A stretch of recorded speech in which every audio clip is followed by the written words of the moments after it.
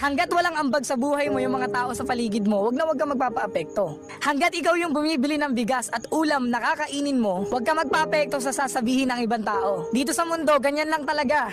Yung mga walang ambag sa buhay mo, yan at yan ang may masasabi sa'yo. Hindi mo natulungan, sasabihin madamot ka. Nakabili ka ng bagay na gusto mo, sasabihin mayabang ka. Kaya isa lang yung gusto kong ipaalala sa'yo. Hanggat yung taong nasa paligid mo na wala namang ambag sa buhay mo, wag mong papansinin. Wag kang magpapaapekto. Gawin mo yung bagay kung saan ka masaya. Again, yung mga taong walang ambag sa paligid natin, sila yung may masasabi sa atin.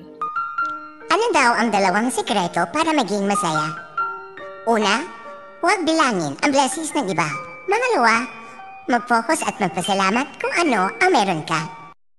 Ang taas talaga ng respeto ko sa mga taong kahit mataas na yung narating sa buhay, hindi nagbabago na pakikitungo sa kapwa. Yung taong hindi nagbabase ng respeto sa estado ng tao. Yung taong di ginagamit yung yaman at power nila para manghamak ng iba. Dapat ganun. Huwag mong hayaang baguhin ka ng pera. Real talk yan. Sa buhay, di mahalaga kung mahirap o mayaman ka. Ang mahalaga, masaya ka sa anumang bagay na meron ka. Paano ka may mararating sa buhay na wala kang destinasyon, wala kang malinaw na goal? Kaya you're just wandering around without any source of direction. Wala kang any pinpoint in the future. Ito yung gusto kong marating. Ano problema sa'yo? Kaya wala kang nararating sa buhay mo. Hindi ka kasi nagsiset ng goal. Wala kang target. You don't hit a target if you don't have it. Ang unang pundasyon ng tagumpay ay pagsiset ng target na malinaw sa'yo. Iset mo na yan. Paikot-ikot ka lang, walang direksyon. Kasi wala kang target.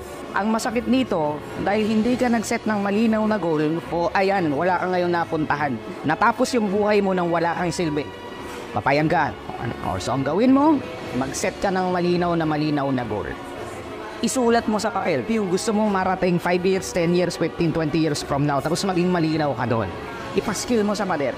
Kasi ayan ang susi para meron kang tunay na mapuntahan. Is kung meron kang tunay. Huwag kang maghintay ng napakarami pong naipundar bago ka mag-enjoy.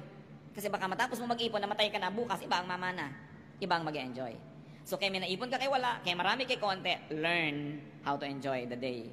At ang nakakatuwa po, mga kapatid, bawat budget may katapat na nabibili.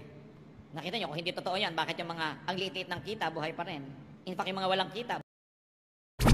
Ayos-ayusin mo naman ang paninira mo sa akin, abay. Paano yung describe mo? Sa sarili mo? Hoy babe, di mo pa ina-accept yung friend request ko? Ay sorry, hindi kasi ako nag-a-accept ng plastic.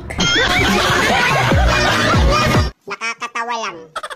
Yung babaeng madaming manliligaw, tapos mapupunta lang sa manloloko.